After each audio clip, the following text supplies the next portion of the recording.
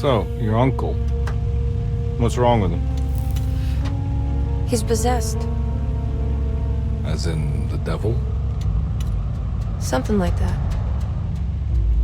He says a dark man is following him, watching him at all times. What do you make of it? It's nonsense, of course, but I'd be lying if I said it didn't bother me. You see, it runs in my family. Possession? No, Detective. Deteriorating melancholy. Practically every member of the Hartwood family is driven mad before they grow old.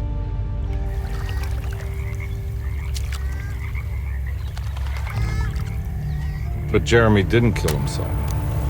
Is that why he's at Derceto?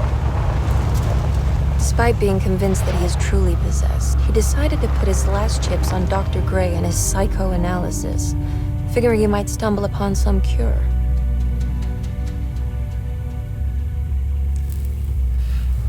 You mentioned the letter. I received a disturbing letter from Jeremy accusing the staff and all the other patients of being involved in some cult. And now they are also out to get him. Could it be real? Or is it all just in his head? It's a story he tells himself, Mr. Carnby. Anything to avoid the truth. Which is? That we're all terribly insignificant. That people mean so very little to one another. That there is no one out to get Jeremy Hartwood because he isn't worth getting. Here we are.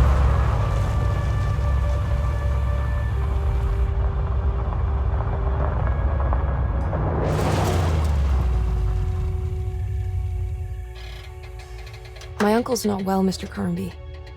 I want to make sure he's all right. Then what's my part in this? You couldn't get a cab? I just wouldn't feel safe going alone.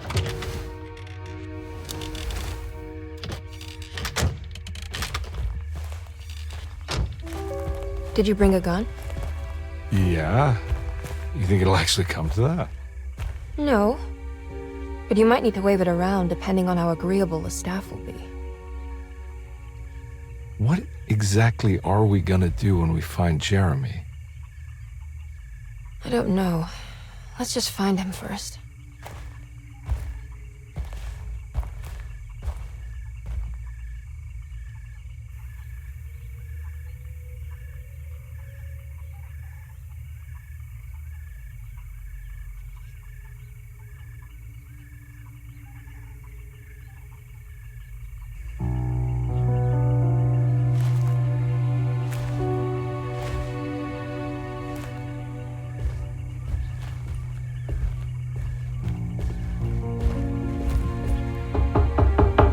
Hello?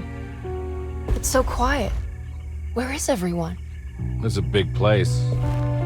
Maybe they're on the other side of the house. Stay here.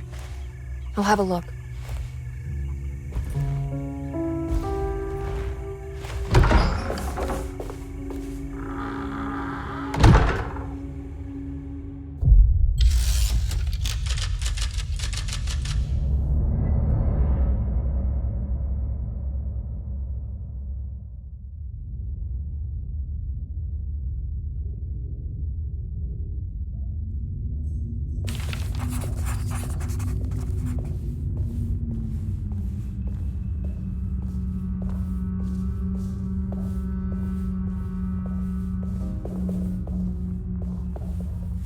What's this?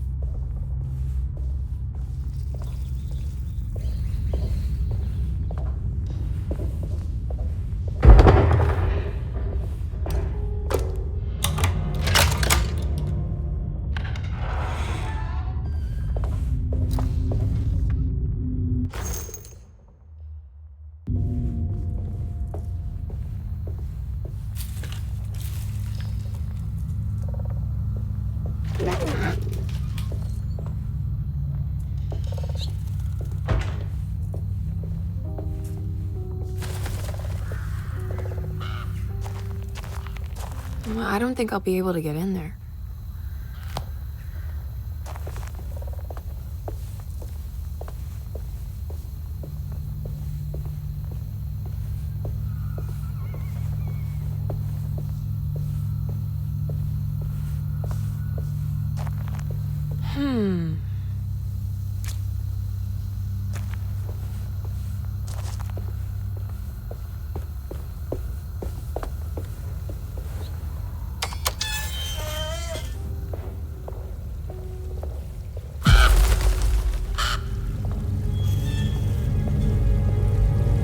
This must be older than Derceto. They've built the house around it.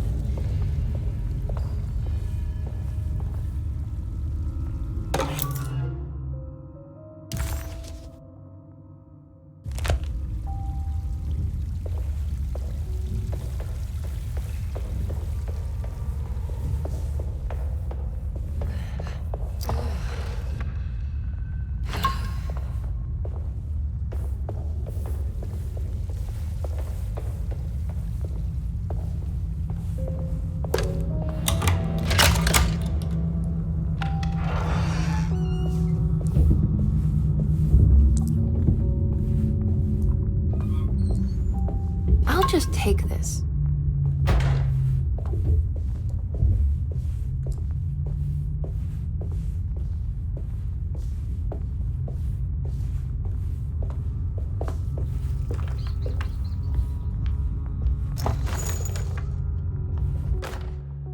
Every day your silence weighs a little heavier.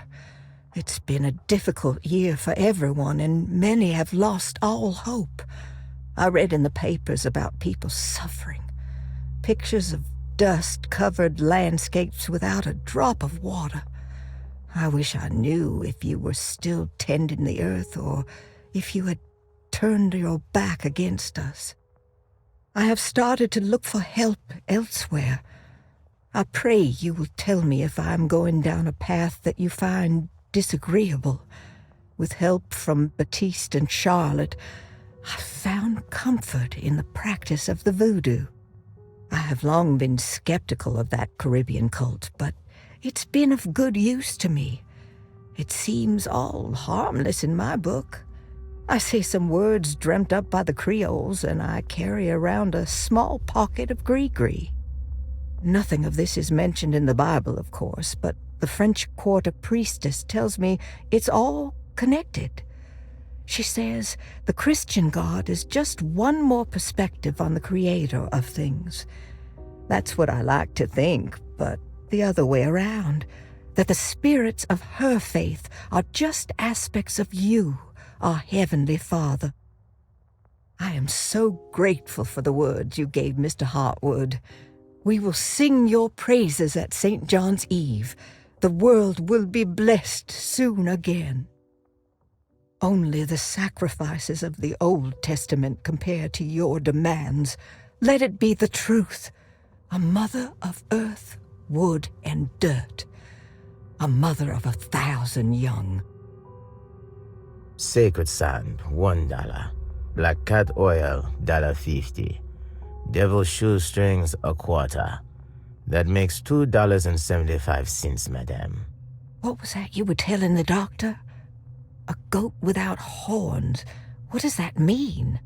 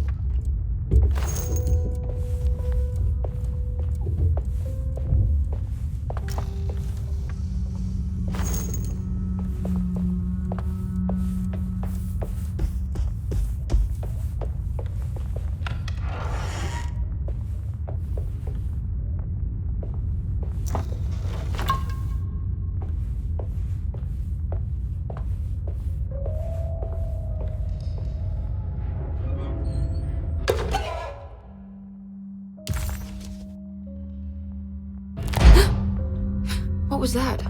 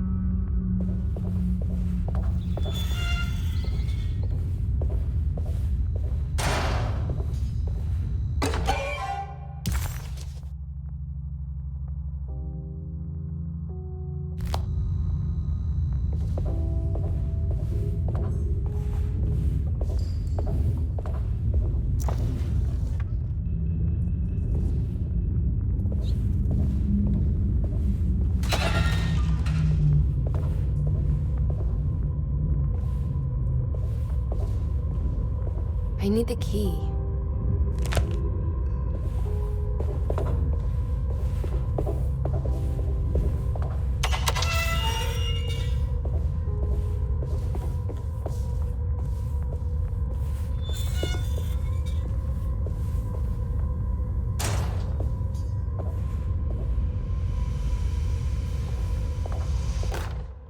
Please do not touch the boiler.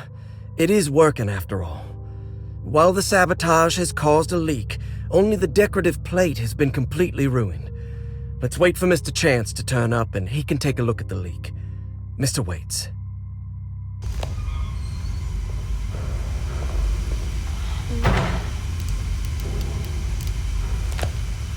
That doesn't look safe.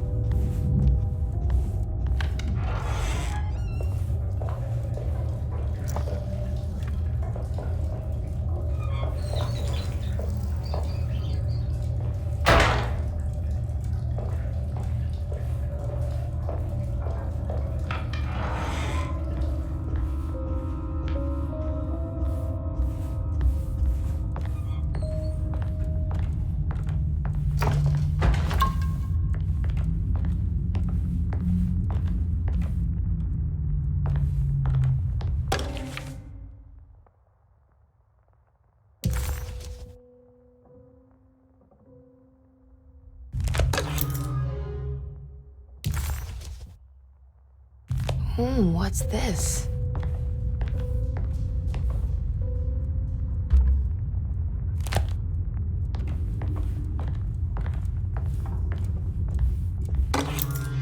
Sunday, June 22nd. I spent all day looking for Jeremy. I should have cared for the others, but I'm scared that he will do something irreversible. Cassandra is upset that I didn't give her the latest shipment of pain medication that Waits brought from the post office yesterday.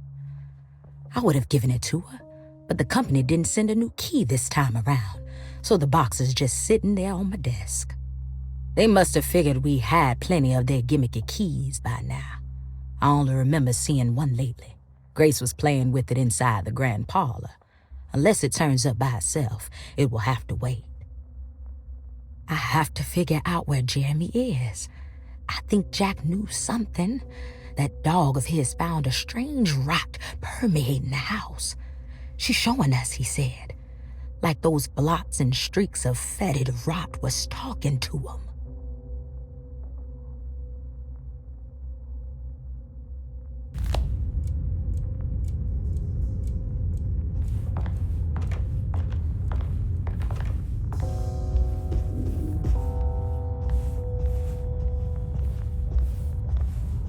I need the key.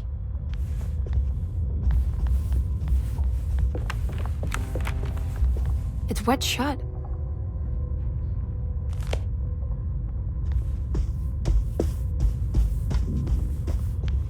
It looks important.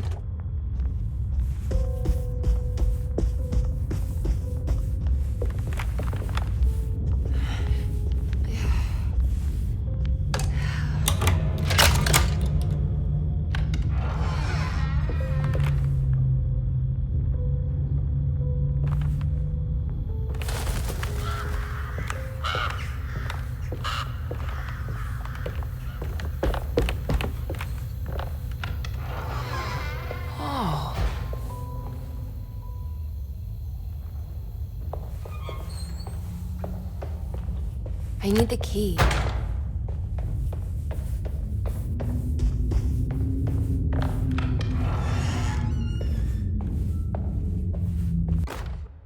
The Great Depression. President Hoover raises tariffs on over 20,000 imported goods in an act to protect American labor.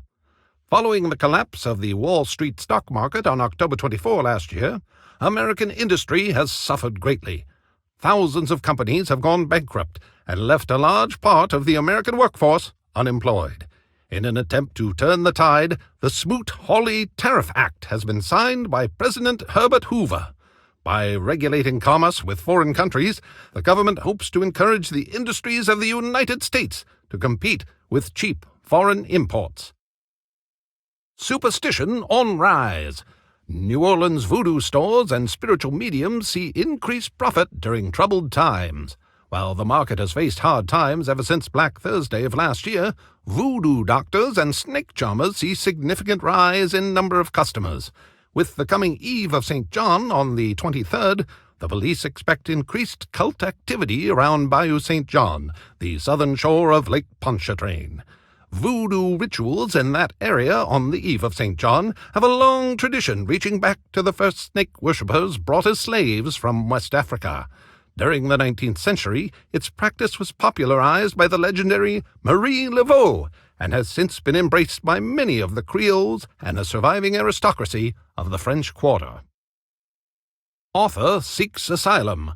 Rumors regarding author Cassandra Beauregard making Derceto her home verified. Derceto Hospital is an old plantation building on the eastern shores of Lake Pontchartrain. While often considered an asylum for the insane, residing Dr. Elmore Lee Gray prefers to think of it as a convalescent home, a place where you can go to rest. The patient list is kept secret, but thought to include many of the black sheep of wealthy families, because at Derceto, treatment does not come for free. Local author Cassandra Beauregard has now been confirmed by her own admission. She's been lauded as a powerful Creole voice and written many successful books. Lately it was reported from Hollywood that she has finished a moving picture manuscript titled Slaughter Gulch. That film is set to hit the theaters next year.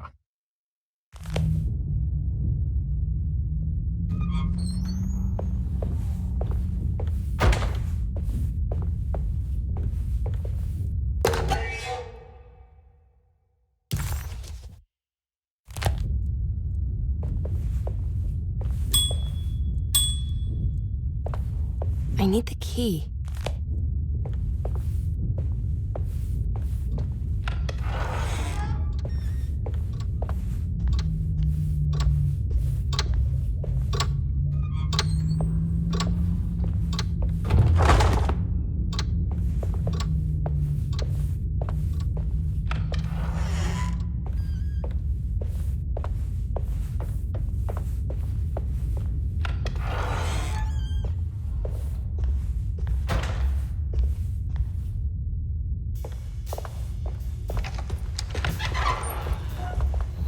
Wait, don't. Excuse me? Do you know where I can find Jeremy Hartwood? Of course not. McCarthy, what are you doing? I told you not to lose sight of the girl. Don't you worry, Mags. I'll find that little rascal. Who are you people? What are you doing here? I'm sorry about all this, but I'm looking for my uncle. His name is Jeremy Hartwood. What are you doing, child? You shouldn't be alone. Go find McCarthy. Who are you? Are you here for the Fay Dodo? Go upstairs now. My name is Emily Hartwood. I'm the niece of Jeremy Hartwood. This is Detective Carnby. The police? Why are you here? No, I'm a private investigator. Sorry to bother you. My client's worried about her uncle. He's a patient here at Derceto. If you don't mind, could you direct us where to find him? No, I can't. Jeremy has gone missing. If you leave your information, I will make sure to contact you. Wait, he ran away? No, he won't leave the house. He's around here somewhere, and both of our orderlies are looking for him. That's unacceptable. Where's Dr. Gray? I want to speak with him immediately. Fine, I'll ask him. Wait here and don't touch anything.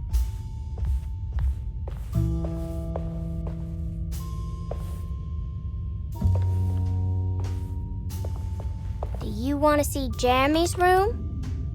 Can you show us? Follow me.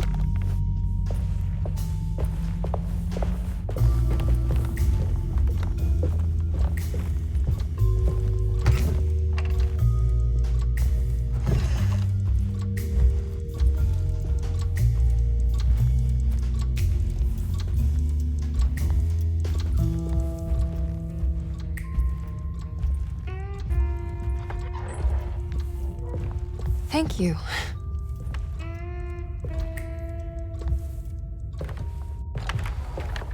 Strange kid.